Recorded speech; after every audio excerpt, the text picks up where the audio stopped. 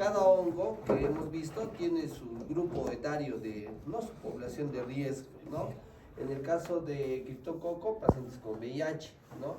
En el caso de mucormicosis, tenemos pacientes con diabetes en cetoacidosis y pacientes con neutropenia, ¿no? Neutropénicos, en ellos aparece, ¿no? En el caso de aspergilosis, empieza como una colonización, ¿no?, de las cavitaciones, de las cavitaciones seculares por tuberculosis y de los senos paranasales, ¿no? El paciente entra en neutropenia y puede desarrollar la infección, ¿ya? O el paciente es diabético y ese es un factor de inmunosupresión y también puede desarrollar la infección, ¿no?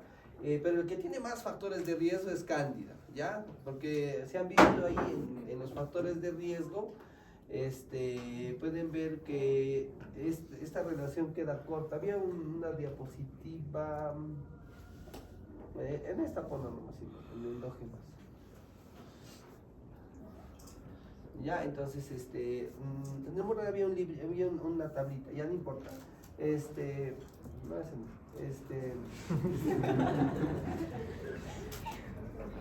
bueno, no es aquí. Aquí pónganlo. Ya. Entonces depende de la fuente de infección, ¿no? Acá dice, endógena se origina principalmente en la propia microflora del paciente cuando las defensas del huésped fallan o la barrera mucosa se rompe. Entonces cuando dice cuando las defensas del huésped fallan, están hablando de pacientes que, por ejemplo, bajan los neutrófilos, neutropenia, ese es uno. Pacientes que tienen cáncer, 2. Pacientes que tienen VIH, 3. Pacientes que van a quimioterapia, 4. Pacientes que reciben unos medicamentos llamados corticoides, no sé si han escuchado, que son unos antiinflamatorios muy fuertes. Esos corticoides comúnmente hay de varios tipos: prednisona, dexametasona, hidrocortisona, metilprednisona. Ya cuando hagan farmacología se van a conocer todos, ¿ya? Estos también producen inmunosupresión. Trasplantados, ya los trasplantados también son inmunosupresos. Y todo este grupo de pacientes, pues, tienen diabéticos también, diabéticos entra ahí, tienen predisposición a las infecciones por este hongo, por cándida. ¿Ya? Cuando dice la barrera mucosa se rompe, por ejemplo, es cuando a un paciente se le coloca un catéter, un dispositivo invasivo, por ejemplo, un catéter venoso central o un catéter de diálisis que es mucho más grande. Allí también el hongo coloniza y se mete, o la intubación por la ventilación mecánica, ¿no? Allí también puedes, o cuando hay un tipo de nutrición que se le llama, no sé si han escuchado, nutrición parenteral, que es cuando se infunden aminoácidos y lípidos a través de la vena, de un acceso venoso. Sí, entonces tiene un catéter venoso a través del cual se le pasa los nutrientes al individuo. Eso es cuando no pueden comer. Se ve mucho en pacientes quirúrgicos, ¿ya? Pero si se mete ahí el honguito, se multiplica, pues, porque le estás dando comida también al hongo, ¿ya? Entonces ahí se refiere cuando la barrera mucosa se rompe. Y por último, cuando hay cirugías abdominales. Ya, la principal fuente del honguito de cándida, ¿cuál es? El intestino, ¿no? Ya dijeron sus compañeros. Intestino es la principal fuente del hongo. Cuando haces una cirugía, es posible que se libere cantidades del hongo, pero como tu sistema inmune es eficiente, lo controla. Pero si a este sistema inmune le mete antibióticos, se usa medicamentos, el paciente está en UCI todo el tiempo, en un estado crítico, entonces baja esta barrera y los hongos proliferan. Y la cándida, especialmente este hongo cándida, es el que prolifera a nivel abdominal y se disemina, pues, ¿no? Entonces, eso es lo que pasa en ese tipo, ¿no? Entonces, todos estos tienen que ver mucho con estos tipos de factores de riesgo, ¿ya?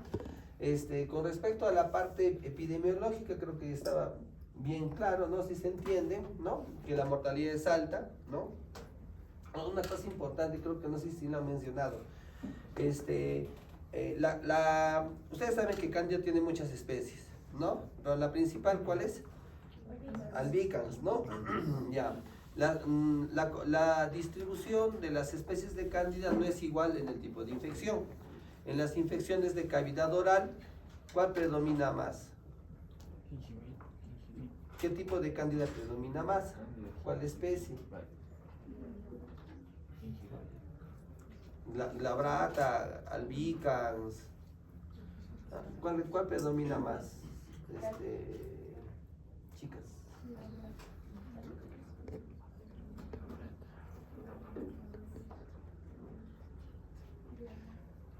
Y en las cándidas de otros tipos, en las candidiasis, perdón, en las infecciones de cándida de otros sitios. Ya, entonces, cuando tienes una infección por cándida de la mucosa oral, el 90% es Candida albicans. ¿Ya? 90, ese es, ¿no? 90% es Candida albicans. ¿Ya? Por eso es que el tratamiento es fluconazol. Casi nunca se toma cultivos de la boca, porque se sabe que el 90% es Candida albicans y fluconazol es recontra efectivo contra Candida albicans, ¿ya? Pero cuando tienes candidiasis en sangre, candidiasis en abdomen, ese 90% puede bajar a un 60 o un 40%. Entonces ahí aparecen otras cándidas, ¿no? Y ahora, no todas las cándidas son susceptibles al fluconazol, que es el tratamiento que más se usaba. Hay dos cándidas que son resistentes, Glavat y Crusade. Esas cándidas pues no van a responder al tratamiento. Entonces, por eso es importante cultivarlos.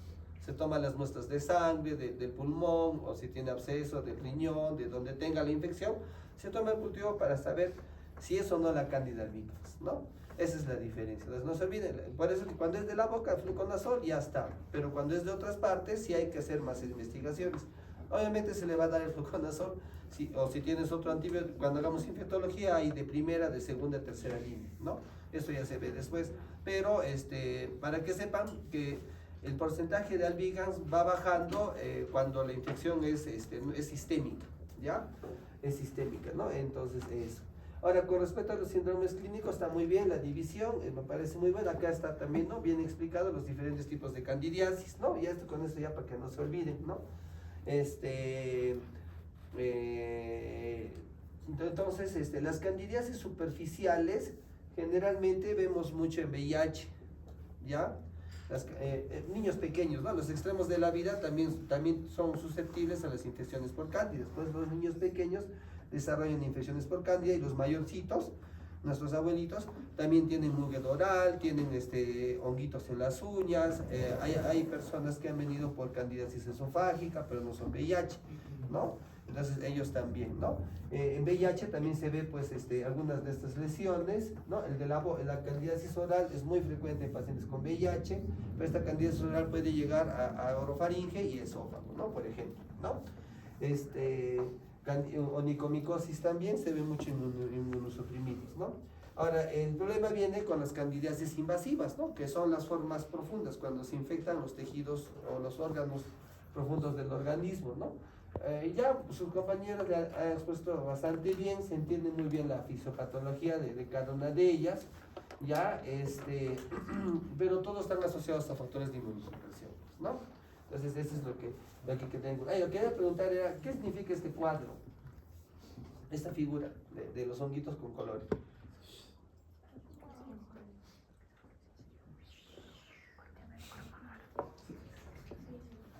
La cuestión es que al usar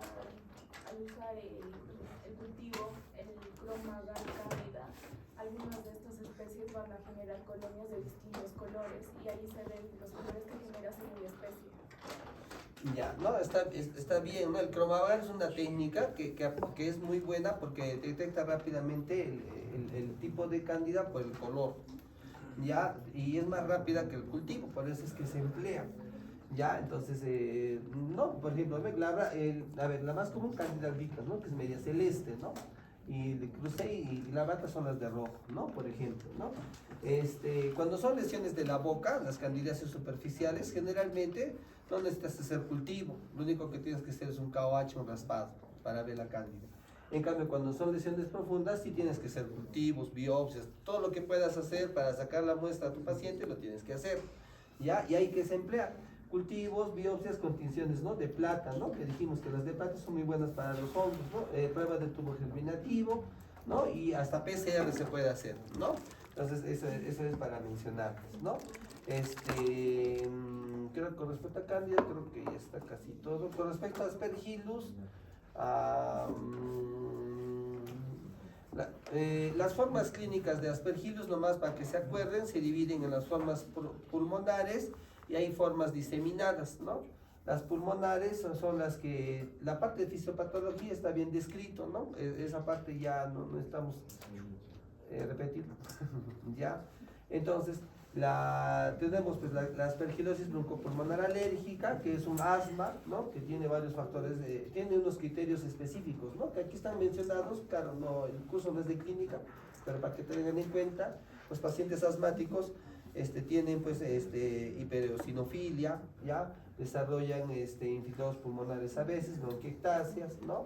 Se elevan los eosinófilos en sangre, ¿no? Tienen crisis asmáticas, ¿no? Es ese cuadro, ¿no? La siguiente, la otra viene la bola fúngica llamada aspergiloma, que ustedes ven aquí en la tomografía, ven una cavitación, ¿no? La cavitación puede ser secuela de TBC, y esa cavitación con el tiempo se coloniza de aspergillus. Tarde o temprano se va a colonizar de aspergillus, y el aspergillus va a ir creciendo dentro de la cavitación. Es posible que la pueda ocluir completamente y la va a erosionar y va a sangrar el paciente, ¿no? Y el cuadro clínico es hemoftisis, ¿no? Pues con sangre, ¿no?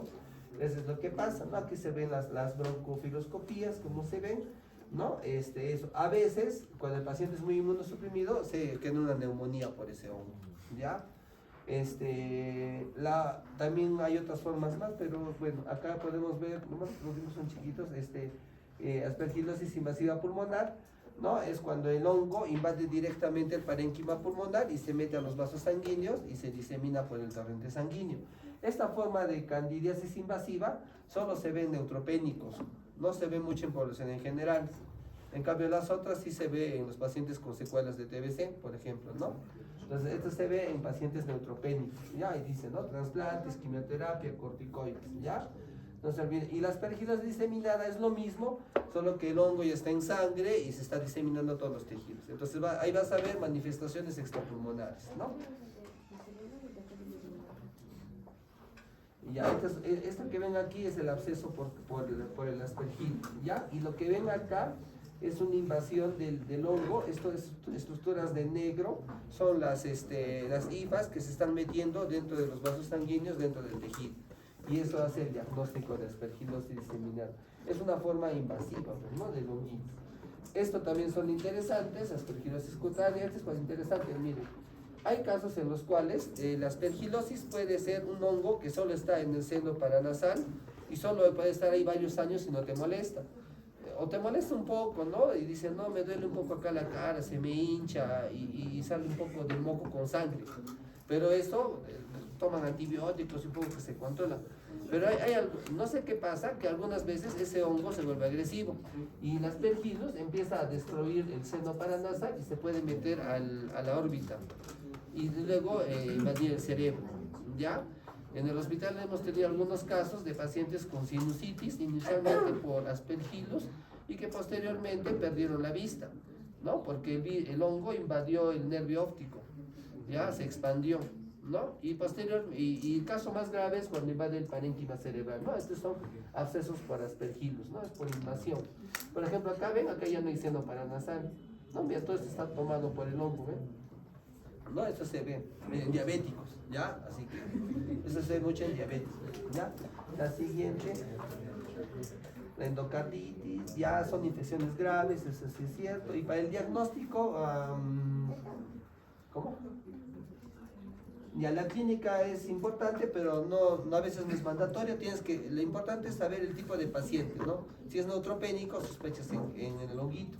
O si es diabético, también puedes sospechar en el honguito, ¿no? O VIH también se ha visto, ¿no? El signo del halo es esto que ven acá. Ven acá, este es el signo del halo.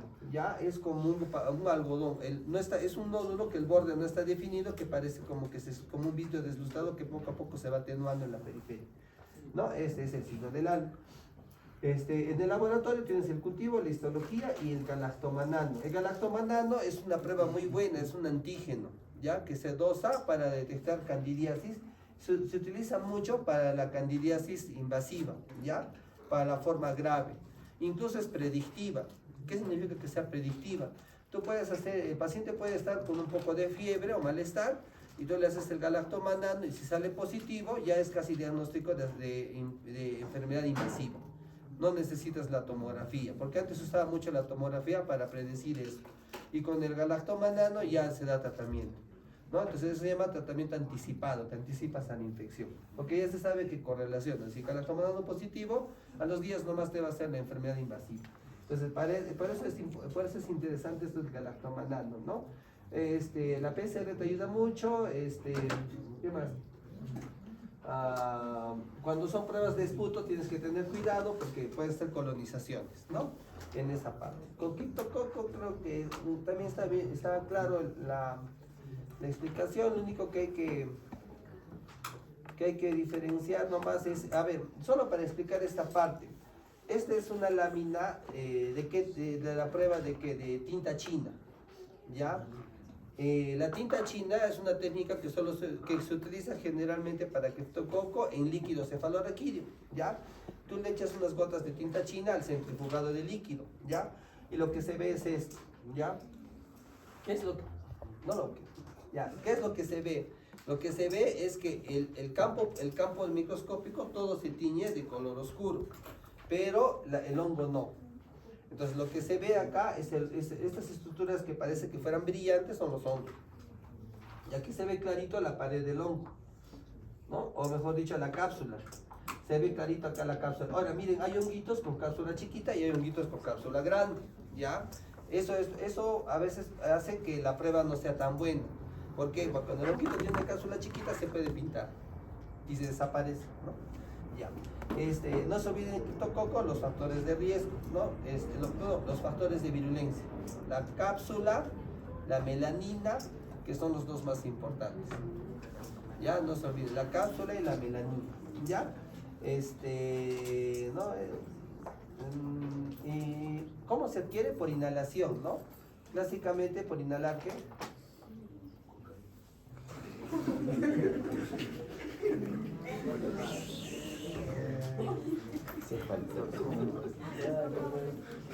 Pero ¿de dónde viene?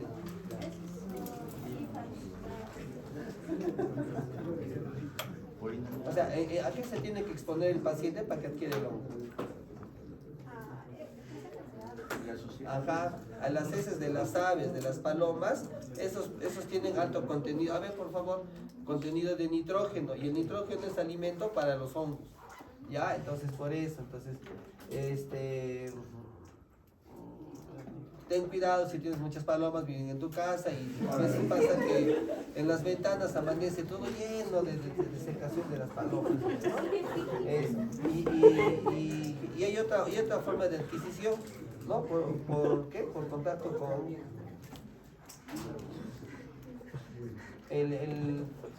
existe el Aspergillus neoformans, el Cryptococcus neoformans y el Cryptococcus y el Cryptococcus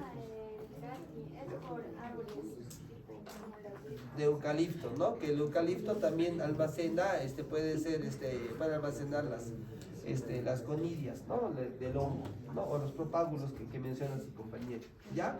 Esos son los dos modos. En realidad la enfermedad va mal si el paciente no tiene VIH. Cuando tiene VIH tiene más chance de salvarse, ¿ya? De verdad. Ya. Y con respecto a mucor, ya el diagnóstico aquí, por favor. Ya no se olviden las técnicas, tinta china, ya aquí está también, se ve igualito, tinta china, gram. Esta es una comparación, ¿no? Para ver que la tinta china es tan buena como el cultivo, perdón, la prueba de antígeno es tan buena como el cultivo para detectar el hongo, ¿ya? Y para detectar este antígeno puede usar bastantes técnicas, ¿no? Aglutinación, ELISA, ¿no? Por ejemplo. Y los cultivos, ¿no? Generalmente no tenemos los cultivos que dice acá, ¿no? Agar con semilla ni agar hija, tenemos saburón nomás. Con saburón nomás trabajamos en el hospital, ¿ya? Y en mucormicosis no se olviden nomás, paciente diabético con cetoacidosis o paciente neutropénico, ¿ya? Que desarrolla lesión necrótica facial, ¿ya? ¿Cuál es lo llamativo de esto? Pues que no han puesto las fotos. Esto, ¿no puedes agrandar?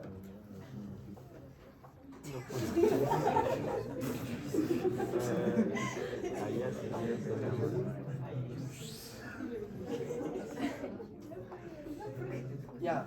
Por ejemplo, aquí se ve un área necrótica en la nariz, ¿no? Tú dices, esta costrita nomás lo saco y no, ese es el honguito nada más, no. Y en la tomografía se ve que el paciente carece de, aquí está el hongo que está infiltrado Y este hongo es capaz de destruir todo el hueso. Pues, por ejemplo, aquí ya no hay cornetes, ¿no? Todo esto está tomado. Entonces significa pues que hay un compromiso sistémico. Este es un hongo muy peligroso. Es difícil de controlar, ¿ya? El tratamiento es quirúrgico, no es médico. O sea, se opera, te quitas todo lo que está necrótico consumido por el hongo y le das el antifúngico, ¿no? Entonces generalmente esto va a quedar con una ausencia de tejido ahí, ¿no? Bueno, no puedo decir así, somos médicos, ¿ya? Va a quedar ahí con un foramen, ¿ya? Con ausencia de tejido, ¿no? Y después se recuperará, ¿no? Hay gente que ha perdido el ojo, toda la región malar por eso, y lo peor es que puede llegar a la región frontal, ¿no? Y ahí es más terrible, ¿no? Ese es el problema. Entonces, por eso es que es bueno detectarlo a tiempo, ¿no? Para poder, la cura quirúrgica perderás pues la nariz, pues no vas a perder toda la cara, pues, ¿no? Esa es la idea, ¿no? ¿Ya?